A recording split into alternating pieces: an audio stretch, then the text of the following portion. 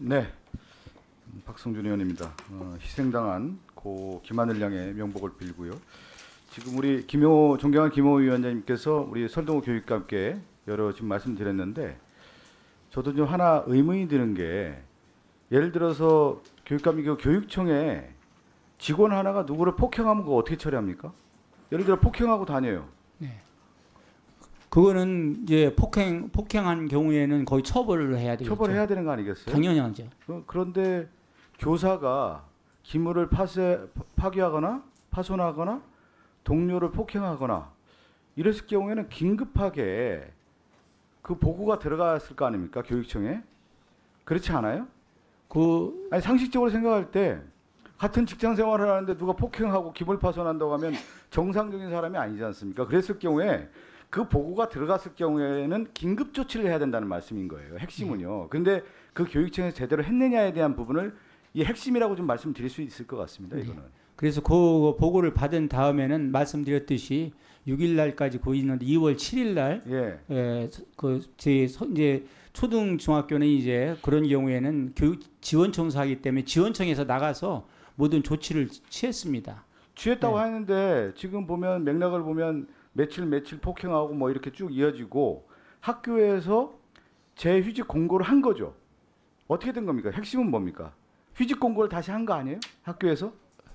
휴직 공고는 아니고 휴직 공고를 다시 휴직했으면 좋겠다 이렇게 공고한 거 아닙니까? 아니 권유 병가나 연가란을 내든지 휴직을 하든지 하는 그런 방안 그렇게 하면 좋겠다고 이제 얘기를 한 거죠.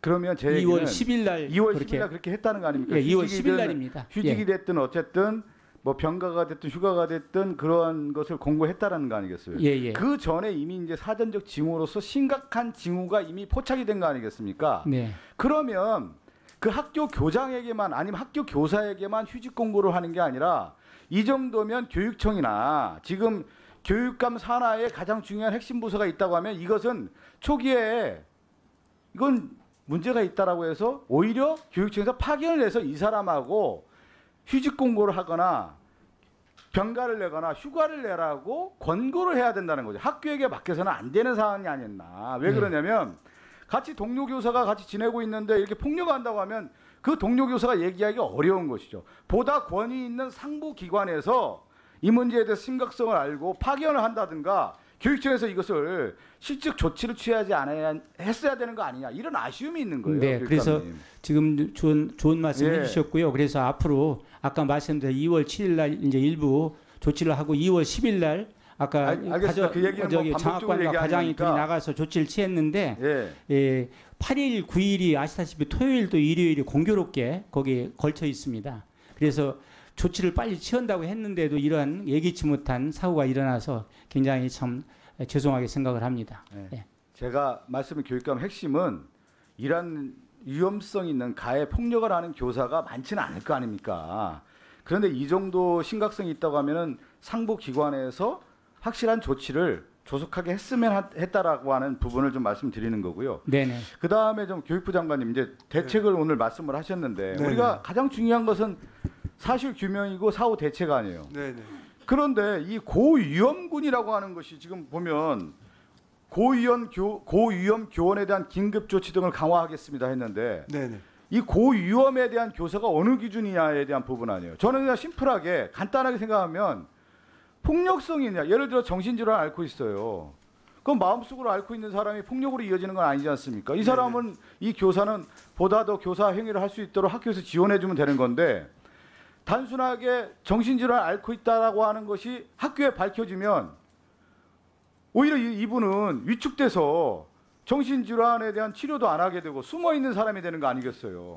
그래서 이 고위험에 대한 부분을 명확하게 규정하지 않은 상태에서 교사들을 오히려 정신질환이니까 앞서 얘기한 것처럼 무슨 교원 직무수행 적합성 심의위원회에서 다 조사하겠다 하면 누가 교사들이 그런 병원에 가겠습니까? 오히려 그것이 더 큰 심각성으로 이어질 수 있는 문제이기 때문에 명확한 기준을 줘야 된다. 그것이 바로 제가 하나 말씀드리면 고위험 교원에 대한 기준과 더불어서 이 심의위원회도 정말 절제돼서 가장 중요한 부분에 있어서의 심의위원회가 열려야 되지 이것이 남발돼서는 오히려 교사들의 피해를 더 양산할 수 있는 문제이기 때문에 자제하고 심각하게 생각해야 된다. 이 말씀을 드리는 거예요. 네, 의원님 말씀하신 그 포인트에 대해서 공감을 하고요. 특히 이제 그 말씀하신 이제 그 교원의 정신질환이나 정신적인 뭐 건강의 문제하고 그 아이들의 안전을 해할 수 있는 그런 가능성하고는 상당히 구분 지어야 된다. 그래서 그 부분은 뭐 분명히 좀 그 심도 있게 좀 고민을 해서 대책이 나와야 된다고 생각을 합니다. 그래서 이번에 이제 그 기준에 대해서도 의원님이 말씀하신 그런 취지를 잘 반영하는 기준을 만들도록 그렇게 하겠습니다. 네, 수고하셨습니다. 다음. 우리 김대식 의원 얘기하면서 보수주의를 얘기했는데 그 장관님도 아시겠지만 우리가 이제 보수주의 원리하면 에드먼드 버클을 얘기 많이 하죠. 네. 보수주의의 가치가 뭡니까? 보수를 왜 보수라고 하는 거예요? 제가 얘기할게요. 얘기하고 나중에 답변해 주세요. 보수주의라고 하는 것은 가장 기본적인 목표가요. 국가의 보존입니다. 국가의 보존이죠. 그래서 국가 질서를 되게 얘기하고 법 질서를 얘기 많이 하는 것이죠. 근데 그 국가의 보존을 위해서 가장 필요한 조치라고 할 수 있는 점진적 변화, 점진적 개혁은 필요하다는 거예요. 국가의 보존을 위해서. 동의하십니까? 네, 동의합니다. 그런데 이 국가의 보존을 위한 점진적 개혁에 있어서는 신중함이 필요하다는 거예요. 아주 신중함. 그래서 보수주의에 있어서는 신중함이 필요한데 그 신중함은 뭐냐? 버크가 얘기한 걸 지금 한번 에드먼드 버크 인용을 좀 해볼게요. 아버지의 상처를 치료하는 심정으로 경건한 두려움과 떨리는 마음으로 임해야 된다는 거예요. 점진적 변화를 할 때. 아버지 상처를 치료하는 심정이라는 거예요. 그 두려움과 경건한 마음, 떨리는 마음으로 하라는 거예요. 의대 정원은 어떻게 한 겁니까? 아버지 상처를 파헤친 거예요. 그러니까 2,000명이라고 하는 숫자도 말도 안 되는 것뿐만 아니라 또 하나는 보수주의의 기본적 가치를 허문 것이죠. 그러니까 비상계엄이 내란이라고 하는 것이 국가의 질서를 무너뜨린 것처럼 의대 정원 2,000명은 의대계에서 의료계에서 내란 행위예요. 이거는 기본적인 보수주의 가치하고 완전히 무너지는 거라고 생각되는데 그러면 어떻게 해야 되느냐? 저는 우리 김영호 위원장님 말씀하신 것처럼 강경수 의원도 그 얘기를 하셨군요. 제로 베이스라는 표현이 뭐냐?